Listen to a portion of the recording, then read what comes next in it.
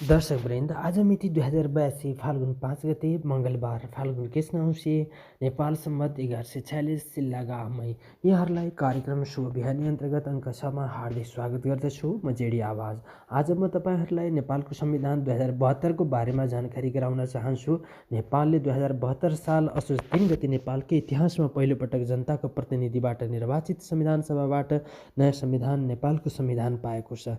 विगत 7 दशकदेखि निरन्तर प्रयास र सङ्घर्ष गर्दै आएको फलस्वरूप संविधान सभाबाट बनेको संविधान प्राप्त भएको अवसरमा सम्पूर्ण क्षेत्र खुसी छ। यो संविधानले सङ्घीय लोकतान्त्रिक, समावेशी र समानुपातिक लोकतन्त्र र गणतन्त्रलाई संस्थागत गरेको छ। पहिलो संविधान सभाबाट संविधान बन्न नसकी विघटन भएको अवस्थामा दोस्रो संविधान सभाले समेत संविधान निर्माण गर्न सक्छ कि सक्दैन भन्ने अनेक आशंका बीच दोस्रो संविधान सभाले संविधान जारी गर्न सक्नुलाई ऐतिहासिक उपलब्धि मान्नुपर्छ। यो नयाँ संविधानको घोषणाबाट नेपाल नयाँ युगमा प्रवेश गरेको छ। ढिलै भए पनि अहिले जनताको आफ्नो संविधान आफै बनाउने चाहनाले मूर्त रूप लिएको छ। यो अति स्वागतयोग्य कदम हो र सबैतिरबाट यसको स्वागत भएको छ।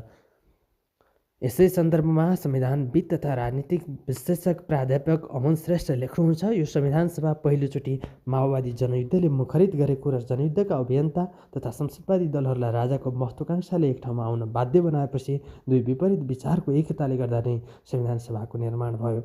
संसदवादी र परिवर्तनकारी बीचको वैचारिक भिन्नताका साथै नेपालमा राजनीतिक अस्थिरता चाहने बाह्य चलखेलका कारण पहिलो संविधान सभाको 4 वर्षीय कार्यकालमा पनि संविधान बन्न सकेन।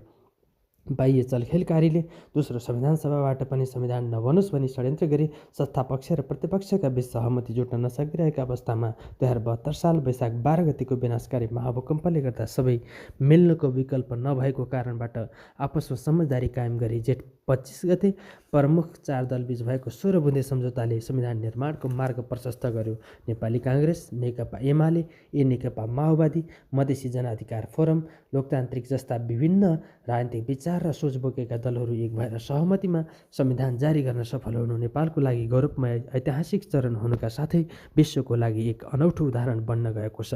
35 भाग 308 धारा 9 अनुसूची समावेश रहेको यो संविधान समावेशताको हिसाबले विश्वमा नै अद्वितीय रहेको छ। यो संविधान जनजाति, मधेसी, मुस्लिम, महिला, दलित, पिछडिएको उत्पीडित क्षेत्र सबैको प्रतिनिधित्व रहेको संविधान सभाका 90% संविधान सभामा कायम रहेको जम्मा 597 मध्ये 537 को हस्ताक्षर सभासदहरूको हस्ताक्षरमा सभाध्यक्षको प्रमाणीकरणपछि राष्ट्रपतिबाट घोषणा भई लागू भएको हो। यसमा तराईबाट निर्वाचित भएका 113 सभासदमध्ये 102 ले हस्ताक्षर गरेका छन्। नेपालको यो नयाँ संविधान संवैधानिक विकासक्रममा 7औं हो र लागू भएको हिसाबमा 6औं हो भने नेपाली जनताबाट संविधान सभा मार्फत संविधान बनाई राष्ट्राध्यक्षबाट घोषणा गरी नेपालमा लागू गरिएको यो पहिलो संविधान हो।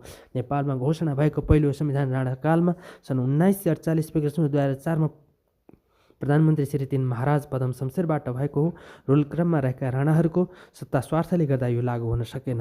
राणा शासनपछि 2007 सालमा राजा त्रिभुवनबाट अन्तरिम शासन विधान घोषणा भएको थियो।